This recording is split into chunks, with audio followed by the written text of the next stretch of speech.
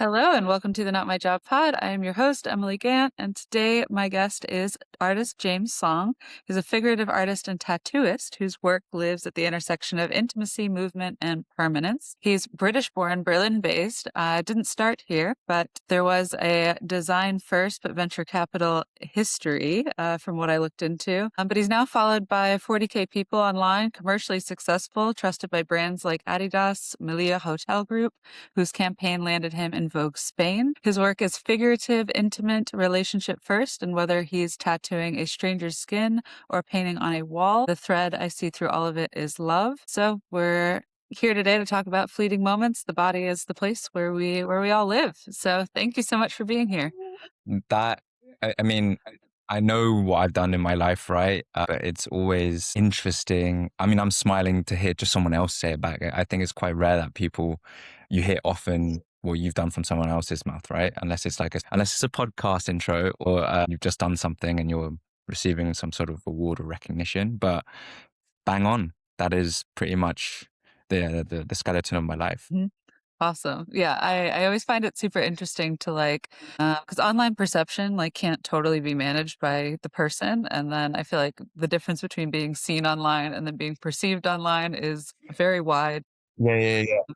And on that note, I want to ask you a question so you even mentioned it. So as like part of my career has been working in venture capital finance, and pretty much the main task I was doing during those times was meeting people via calls. And I wanted to just make those calls more interesting, more fun for me, because obviously we can research the person beforehand and see the LinkedIn and stuff like that. And so I always ask this question, which I'm going to ask you. It's, what's one thing I can learn about you which is not online? You've not shared this like on your Instagram, on your LinkedIn, on any online platform. Is there something that I can learn about you which isn't online? I have my standard I also work in corporate. So I have my standard fun fact, which I could share. And I don't think that's online anywhere, which is that since I lived in Indonesia in 2014 and Nestle was trying to privatize water, I have not knowingly consumed a Nestle product or purchased one. So if anything, I'm worse than a vegan, I think. And also Nestle is huge. So that you walk into any supermarket in the world, and there's a lot of product there. So you've had to dodge it. Do you have an app that you just look at the label, I guess? No. And I mean, I'm not super strict with it either. So obviously restaurants use Nestle products all the time. I'm not asking for a list before I go buy something. But yeah, if I see something on the menu that's branded, I'm no. But if it comes, I'm gonna use it or whatever it is. But yeah, I haven't knowingly ordered or knowingly consumed something. Though it still happens all the time that you open up a shampoo bottle and you're like, oh, it's a Nestle brand. I had no idea. Yes. And I was curious about what was the impact of the privatization of water in Indonesia. I have no idea. What's happening today? What was the kind of news at the time? Just say I don't haven't been following it nearly as closely, but yeah, it's one of those things that it just kind of stuck. But yeah, I mean, and Nestle privatizes everything. They have that history of privatization of breast milk in African countries, in Indonesia, and throughout Southeast Asia. They would cut off local water sources that were used to then be purified and then distributed in local communities. And then they're like, surprise, you can buy our water bottles. So mostly just buying up large companies. What do you think about water in Germany and water culture in Germany? I think Germany's got an interesting approach to water. When you say water culture, do you mean at restaurants, or you mean Just anything, just water, anything from Germans loving Sprudelwasser all the way to, I think the tap water is pretty good. And compared to other countries, yeah, our restaurant's tap water is free, but in other places it's you want tap water? That's weird. Get the one in the box. So I think Germany has an interesting approach. Yeah, I don't think anyone should have to pay for water. So if I'm going to pay for water, it's going to be sparkling. Yes.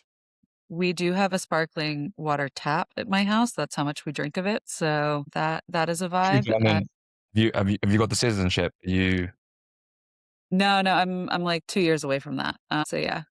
What about you? How long have you actually been in Berlin?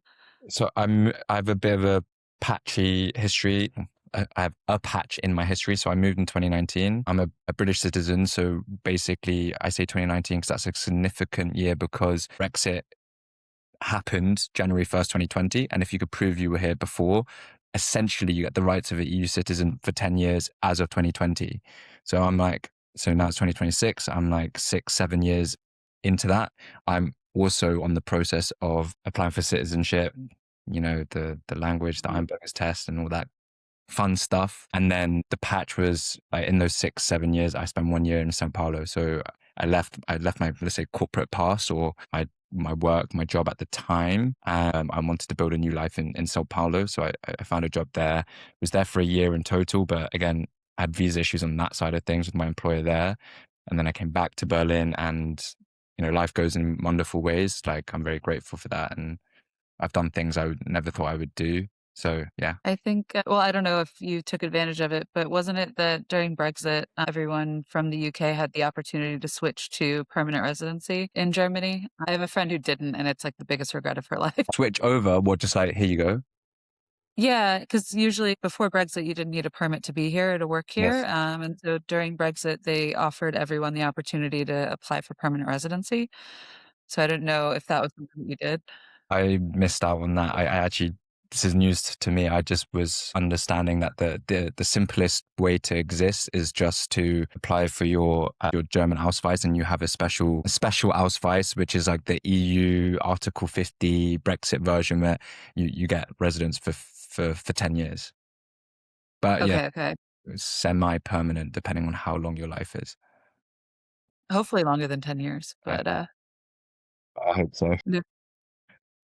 So do you think though now that you've kind of done this like back and forth and then you mean you got pulled back to Berlin. So, is it Berlin forever or are you like, I can't say forever to anything? What's the relationship with the city?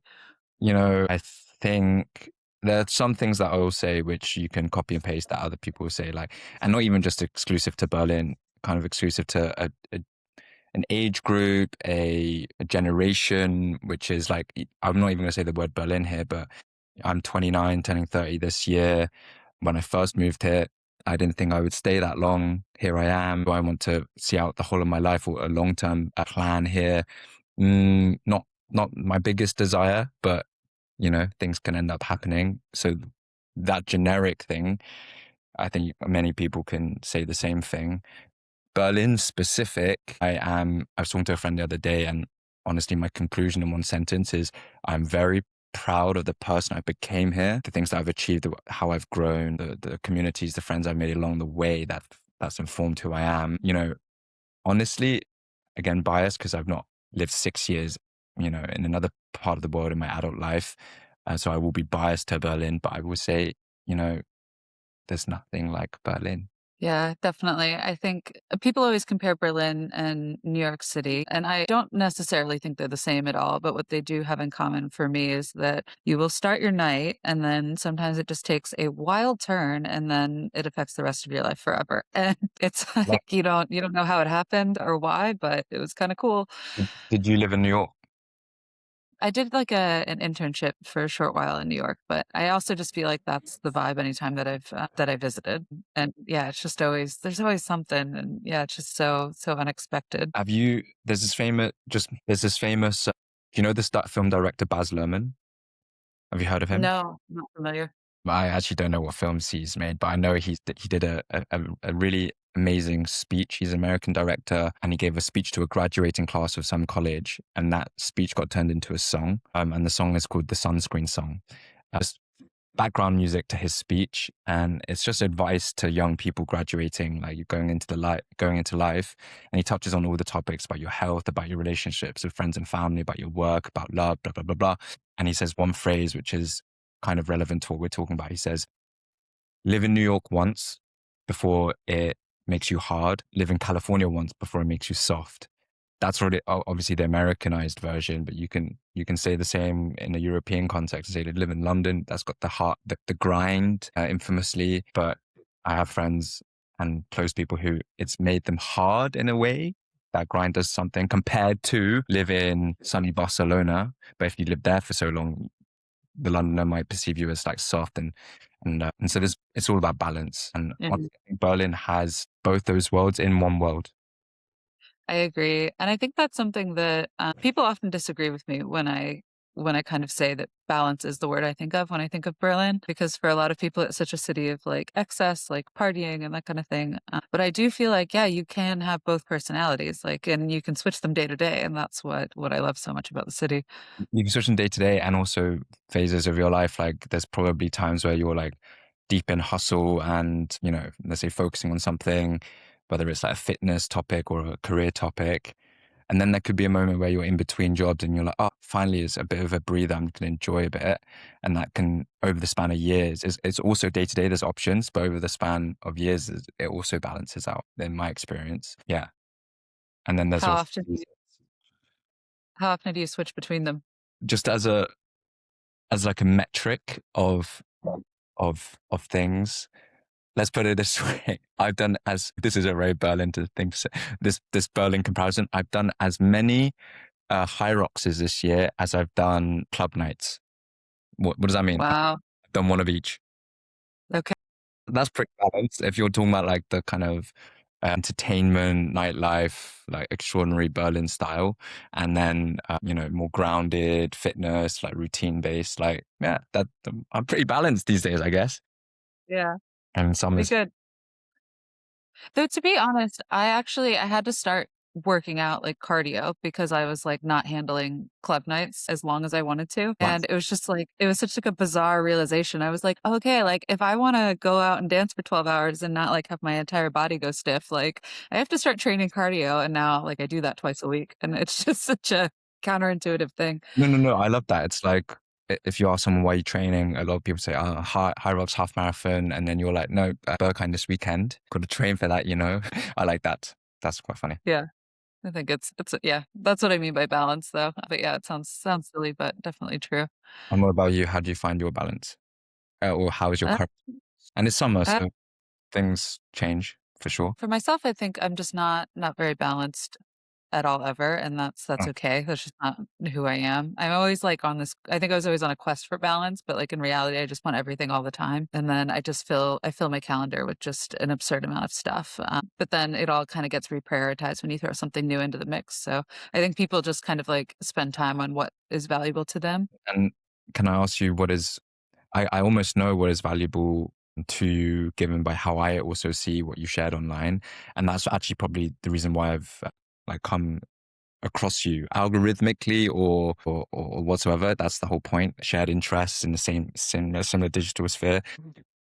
Couple of buzzwords: geopolitics, politics, policy, yeah, government, society.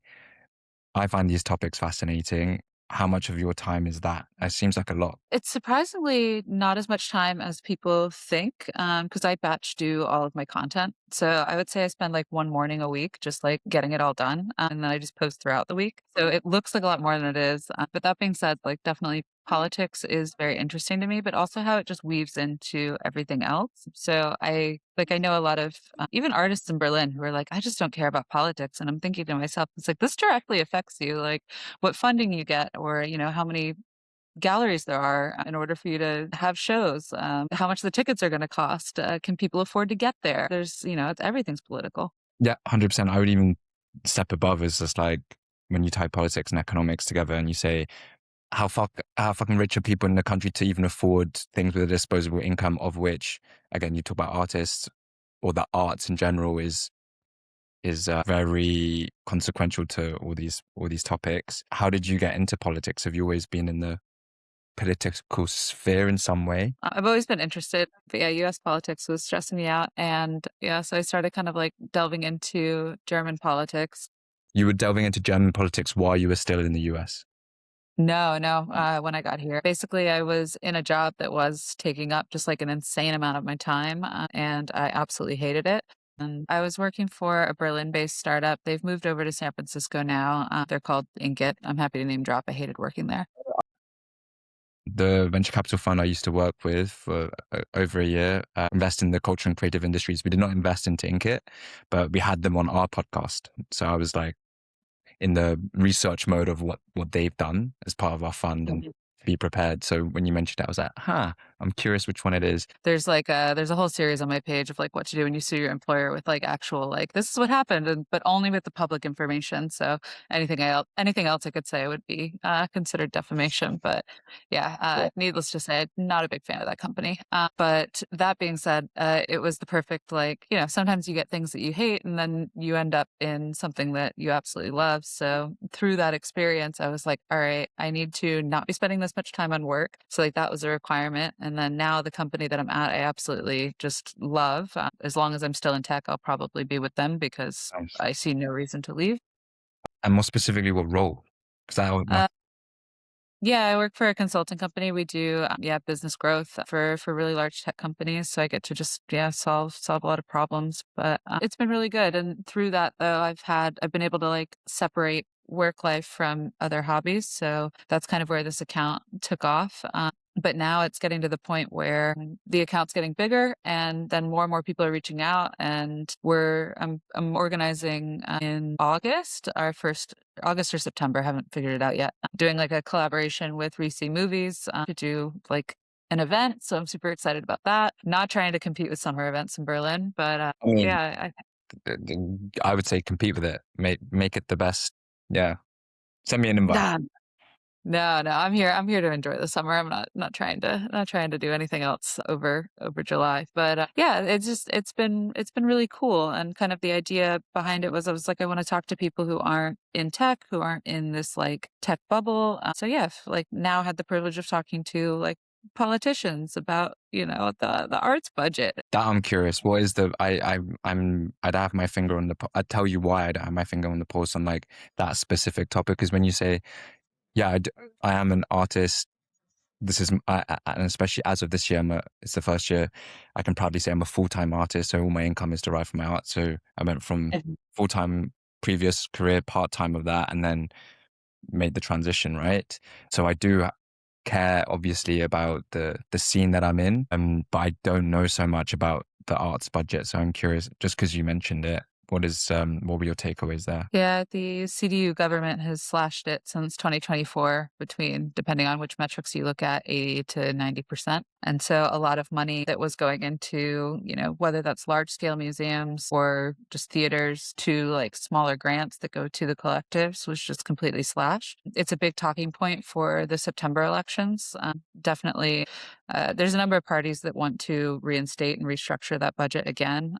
But specifically, I'll be speaking with Varner Greff. He is with the Greens. I'm not like supporting one party over another. However, that's a big part of his campaign is bringing back money funding into the arts because that is kind of that's what made Berlin Berlin, and that's what made a lot of people want to be here. But And so taking that away. is that like a federal budget, or like the nationwide, or like state by state, or nationwide? Because I agree. I mean, if we're talking about the previous conversation about why Berlin or why Germany, I would only be in Berlin or live in Berlin in the entirety of Germany because of what we just. And I wonder how that budget. Imagine 90% goes, but Berlin is unaffected. Obviously, I'm like, yay, but obviously the rest of Germany suffers, and I don't want that for anyone. But I guess there's nuances to everything. So, yeah, I mean it's the city budget, and so people I think they think of Berlin as this like liberal leftist utopia of artists and creatives, but in reality, it's governed by the CDU, which is a conservative party. And that affects just a lot of the policies because 20% of the city can't vote. There are people like, you and I who are waiting on citizenship applications or, will apply in a few years. But yeah, 20% of the city can't vote. And that 20% is a lot of what makes the city like desirable as a tourist destination. So it's kind of, yeah, it's really interesting that, yeah, the people just outside of the city center, those are the ones voting. And that's where the politics is kind of aligned in the city, which isn't the but same as the culture. but then, do you feel pessimistic, or yeah, there's either pessimistic or optimistic about culture in the city? I mean, just on that terms, like if there's less funding, less things, less budget, there's less is just not a nice thing. However, I have my own opinions, but I'm curious about yours. No, I mean, it's not a good thing, but also, I don't know. I just feel like you can't be I mean, you can be pessimistic about it and just be like, okay, well, I'm lying down, I'm taking it. Or, you can raise awareness and campaign and convince people that they do, in fact, have to be political to get that money back. So I don't know. I don't think there's one good answer. But if you just zoom out far enough, it's like, why do we do anything in life? Nothing really matters. It's all fake. You're going to die anyway. So yeah, you can either, I think it's like the nihilism to absurdism pipeline where you're like, nothing matters. Everything's terrible. But, or you can be like, nothing matters. Everything's however you make it.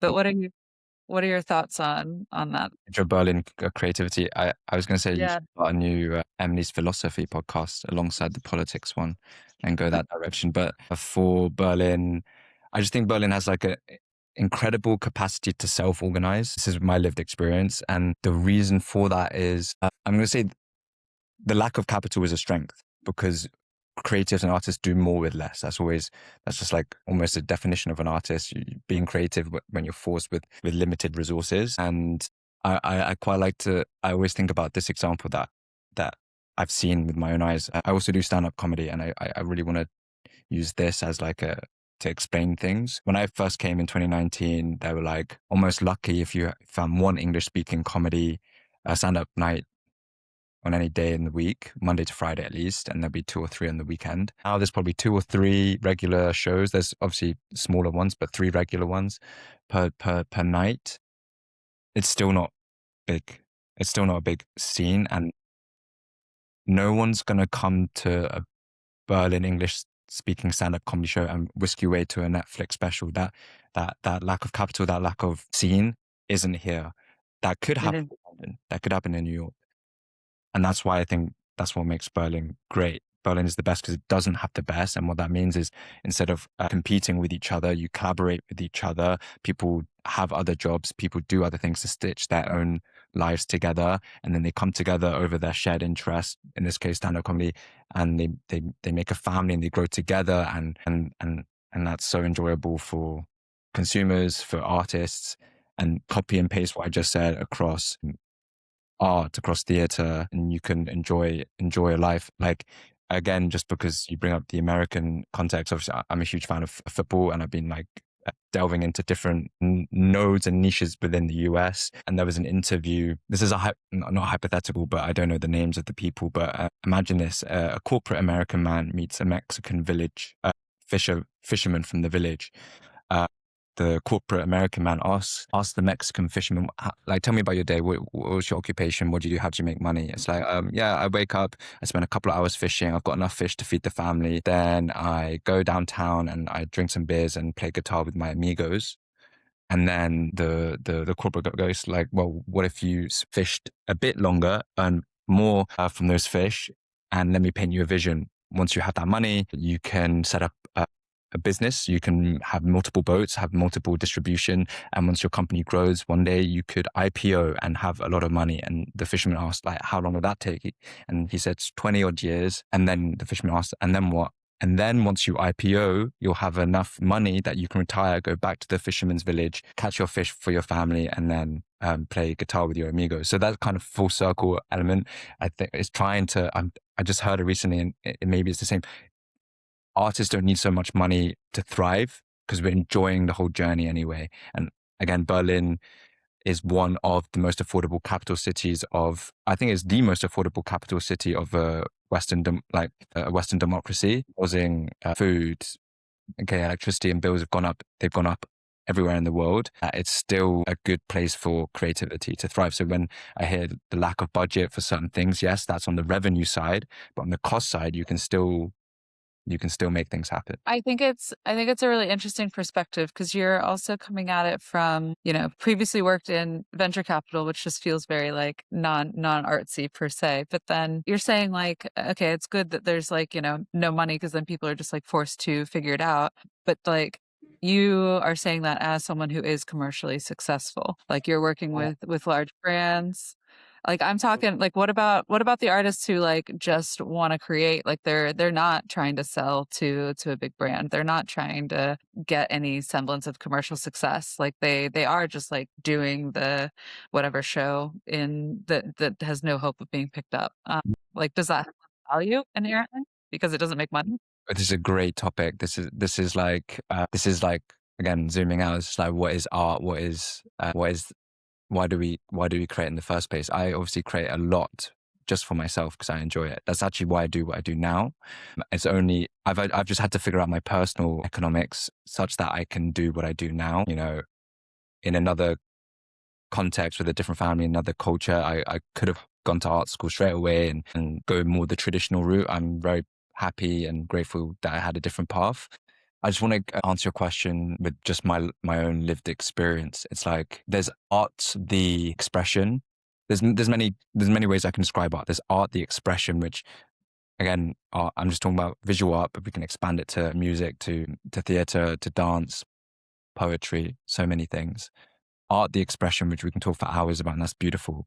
There's also art, the product that you buy and sell. There's art, the service you buy and sell, and there's art, the asset class that exists for investors. There's many different ways.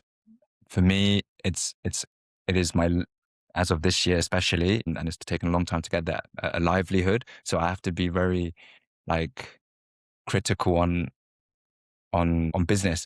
I mean, I'm even registered as a business. I'm not. I like to consider myself as. You know, I don't call myself an artist. I call myself an art business owner. I have revenue streams. I've got products. I've got services, and I've got to make it all make sense. That's really important for me. For another person who loves to create as much as I do, but has figured out their personal economics in another way, where let's say they can work anyway from a cafe to a bank, anything like anything, and then they make art. That's how they've chosen to balance things out. So I can only speak Mhm. from my side. It is money is such an important topic to talk about for any creative, and people don't talk about it enough. But again, I gave this example to an artist the other day. Let's say the median salary for someone in their 30s, 40s in Germany is like anywhere between 30 to 50K. So let's say per year. So let's say 40K pre-tax. If you get 40K pre-tax and you want to earn that as an artist, as a visual artist, do a simple calculation. You say, okay, if I sell one painting for 1K, which is, let's say, by all means solid, imagine creating 40 of those, let alone trying to market the production costs of those 40. And even when you sell 40,000, you still have to pay VAT and tax on that, depending on how you're registered. And then you're not left with much. So any artist, I respect to all artists that are living artists in anywhere in the world. Berlin has its own flavors. Berlin actually has a different problem to a lot of other countries. Now I talk about my tattooing experience. It's like I can go to Lisbon and tattoo in Lisbon, and other tattoo artists will complain that I can't charge as much because the demand is weak, and so I come up with X price. In Berlin, weirdly, we come up with the same X price, really like the same price. It can be for a lot of the market as an artist, tattoo artist, because the problem is opposite. We have too much supply. We have too many tattoo artists, and demand is also high, but not over ratio wise. Berlin is actually a better tattoo market than Lisbon, but I'm just giving you an example where, yeah, supply and demand. That's what's so interesting to me, though, is like I remember being a kid and watching. There's a show that was popular in the US called Project Runway, where like designers would like compete to, yeah, get like a, like a deal. But then there was one season and it didn't last very long, but it was like basically Project Runway, but for art, where like they would have a challenge and then like a bunch of artists would have to like put something together and then they would explain it.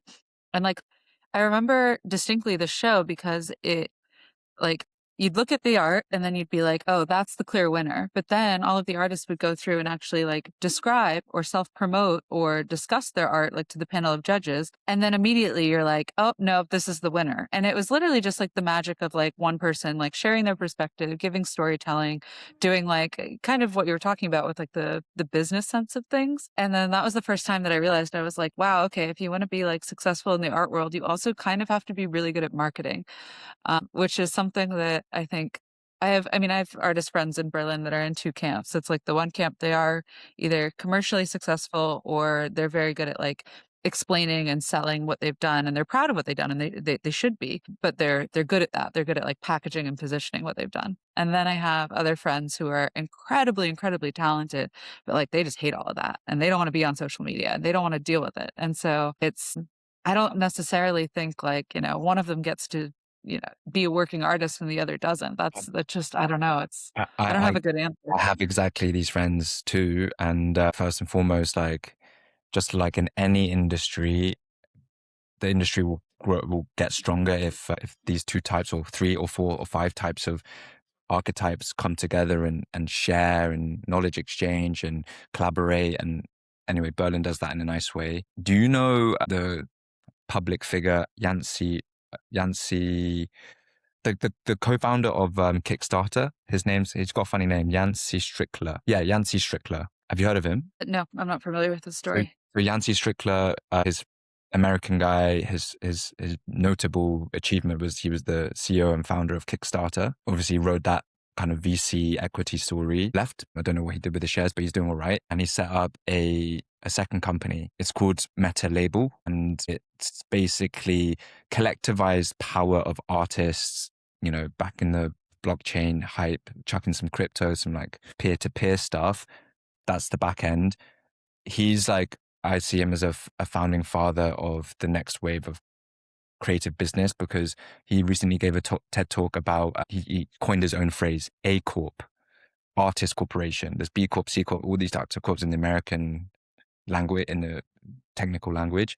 And the idea is, why don't artists collectivize together legally, not just like business ops and like, let's share resources. No, written in institution and law that, basically the end result is that artists can have more power, they can have more IP, they have more leverage. When whatever work gets sold, it can be equally distributed in a nice way that it really just forms a different type of business. And more than ever, Berlin and Germany is not the only ecosystem in the world that's reduced funding on cultural and creative industries. A lot of public money has decreased, but I worked in venture capital and I saw in my own eyes, a lot of money is also increasing from the private side. And maybe I give a different perspective on the creative and cultural industries from, let's say, the lens of a VC. And the reason why I love VC, it's all about storytelling. It's all about building and helping others build and learning how people build stuff, which is similar to what art is. That's why I got into it in the first place, as well as needing a job to stay in Germany. Both of those things. So the perspective is this: the fund that I used to work for, New Renaissance Ventures, it's a small fund in the VC world. It's 10 million euros. The founder of the fund, the partner, built this fund on a thesis and a conviction that he looked across the top performing funds across Europe and looked at the constituent like portfolio that made them up. 5 to 10% of those portfolio companies that make up the biggest like value are cultural and creative industries. So what if we just create funds dedicated to that niche? And by the way, Americans have done this, like Americans do VC like 5-10 years before anyone else. Americans have niched down with dedicated funds already ages ago. In Europe, it's just becoming a thing. It's getting more competitive. So you've got to become more niche. And there's a lot more creative and cultural industry focused venture funds that popped out in the past 5 years. So that's a really positive thing. Yes, if you look what they're investing in, it's like, yes, the AI layer of gaming, fashion, music, still tech at the end of the day, but there's money going in. And I like to think that it does trickle through and not replace. I don't know. I'm hesitant though, because at the end of the day, like even if like I see your point that, private money's coming in, even if the public money is down. But I think the private money answers to something, which is at the end of the day, it has to turn some sort of profit, whether that's like in an investment or you're holding an asset or whatever it is. And to me, that's just not what sparks creativity. I mean, even you yourself a minute ago, you were like, the reason I do this is just because I love it. If I just gave you all the money you ever needed for life, like you would continue creating, not because of necessity, just because you love it. And so, I don't know. Yeah. I just see that when art is constrained by venture capital, then all of a sudden we like end up in this like hole of sameness, and like everyone's just trying to optimize to get to this monetization point, and it all starts looking like airspace. Yeah, I think there's just so many discussion points on either side to say like, if most countries in the world live under the capital umbrella and there's not so much we can do about it, then enjoy the game within it to the definitions of your own happiness. Again, going back to the individual perspective, I love the whole business element, like to make sustainable the thing that I love to do. it's a joy of my life. Like, let's see how long it can go. And you know, we talked about artists on one side in this umbrella. We talk about athletes. The athletes have it, you know, also in many different ways more difficult. Tennis as a whole sport, you can only make money if you're in the top 200 in the world. That's way worse than artists for sure. So, and then it's like so skewed as well. So there's always, okay, it goes down to another, let's say, philosophy and belief I have coming from art, but you can apply it broadly. It's like, it's always been difficult to be an artist. The, the fun, enjoyable things in life are hard to make money out of, because otherwise everyone would do it. 100 years ago, artists would complain, "Oh my gosh, no one is seeing my work. I live in a tiny village. No one's going to see my work." Now we have everyone can see your work because of distribution tools, Instagram, TikTok, and then they're complaining about, "Oh, maybe the algorithm's changing," and my gosh, it's a different problem. Just solve it. There'll be another problem in 100 years. We can talk about the money side of things again. Yeah, back then, rich patrons paid for art, and hundreds of years ago, and only a few got it. And now, honestly, the pie has, it's so different now. It's so different. Again, another kind of example I like to refer back to in these kind of discussions, where it's like, what is the status quo of today, and how are things? And let's just think optimistically. I always think about the Renaissance. So in the Western world, the most celebrated era of creativity, 1600s, where the capital of it was in Florence.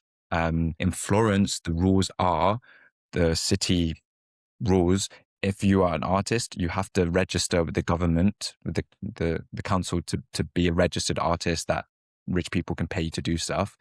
In the heart of this iconic era in Western history, in the capital city of this, there were only 30 registered maximum 30 registered artists at any one time. Fast forward to now, it's light and day. Like, anyone has the right to be, just get up and go, build your own brand, build your own clients, find your own, opportunities.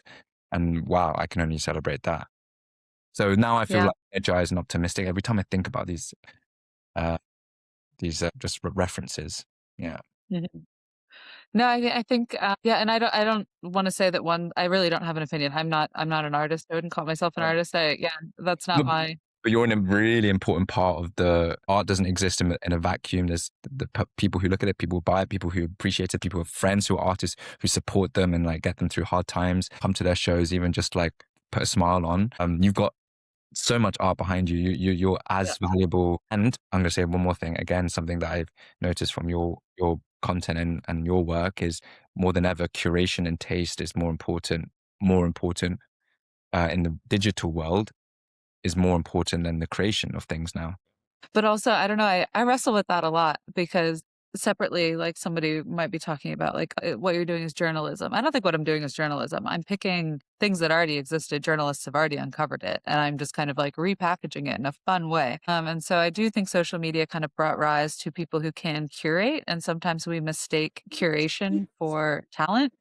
And it is a talent in itself, but it's not necessarily an artistic talent. So I don't know. It's just I don't, yeah, I don't have an answer. It's something that I wrestle with a lot of like, yeah, okay, does art need hustle? I don't know. I don't think so. It, I think that debate for me first started even a few years ago, before the AI thing. And it was the debate I had with a friend, is like, what is more, valuable, or discuss the DJ versus a live musician or a producer of recorded music even, and Mm. why, DJs can like blow up, be famous, but they're ultimately curating other people's work. Yeah. That DJing, at least still present day, is still very much a hard skill that you've got to learn the things. And so the skill in curating, that's for sure. And not just Is, having taste, but like, yeah, is having taste in creating an art form then? Do it's you think? that it's if the complementary in in the whole creative and cultural space, it holds an important role. I don't know, it's Mhm. not the same thing, but even the creators, let's put it this way: if someone asked me to I'm an artist, but if someone asked me to curate an art exhibition, I'd give it a go, but I would back myself to be better than someone who's done it for like 10 years, or has a different life experience, specifically in the skill of curating for certain venues with historical like knowledge and that. So, right, right roles and responsibilities that end up being like ingredients to a whole dish. Yeah, Mm. to the whole art business, as you've talked about earlier. Yeah, just yeah. But out of interest, how do you see the business of your podcast and your? I'm going to call it what it is. I think you're building a media business. I'm curious about your goals and what you're thinking about next. Honestly, I don't know. I think I'm always for myself, whenever I create something, I'm always like, "Okay, what's this grand plan?" And the best things in my life have always kind of come to me when there is no grand plan, and I just kind of let it unfold. So that is what I'm trying to do. I did not expect I was at 3,000 followers in December of this year. I started the account almost a year ago. And yeah, it was just for fun. And then in December, I was at about 3,000 followers. Now I'm at, I think, like 25 or 26,000 on Instagram, 40K across platforms. And I didn't expect that. It wasn't a goal. I didn't set like growth goals. I specifically kind of told myself, like, no, just put it together based on what you think is interesting. And if people come, they come.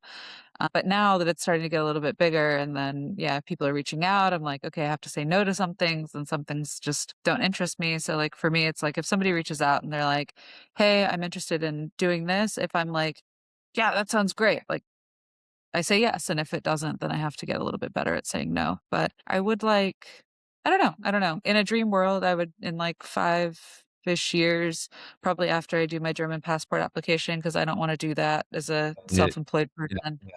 That's what I'm doing, and Yeah. delaying because yeah, I understand. Yeah. I appreciate Yeah. It's, applying for anything in Germany under either a freelancer or self-employed status is just so difficult. So I would like to be employed at least until I get a passport. But yeah, who knows if it grows enough and I can figure out how to monetize it. But then again, it's like, is it fun right now because it's not monetized? I don't know. I really don't know. these are great questions to think about and solve on along the journey. Right? Is the it's almost yeah the best cliche. Cliches are cliches for a reason. It's not about the destination. Actually, it's not even about the journey. It's about who you become on the journey. And this is what it sounds like. I, I, I feel like it's such a nice point to kind of almost like to end on. But there's one other point I want to share, and we can talk about this like offline as well. I know well, I don't know if it's perfect, so I don't know exactly what you're trying to build with this event, but there's a really nice venue that I think would be suitable for a lot of reasons. You know Dima from Mitta Daily, the I don't know him. I know Mita Daily, obviously, but so I've known Dimo for the past few years now, and he's built up his media business out of culture subcultures in Berlin and interviewing and a great channel he's built. And then last month he opened their first physical location, and it's like a hybrid event space, co-working environment.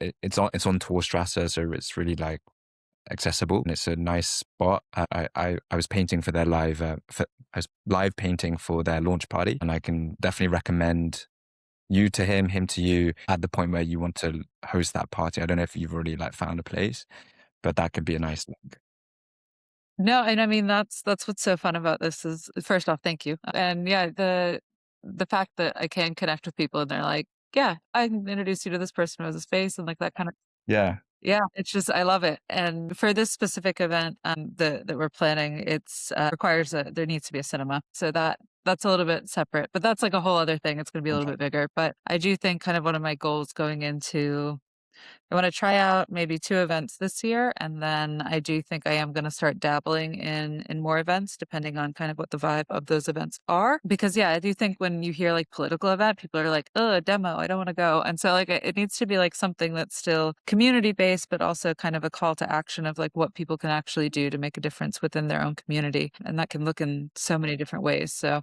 I think we'll be trial and erroring for a while. Trial and error, but let me know when, and I'll happily trial along with you. Are you a Meta person now? I am Prenzlauberg. I have 6 years in Oh. Berlin. I have 7 different apartments. Prenzlauberg. I fucking love it. It's lovely.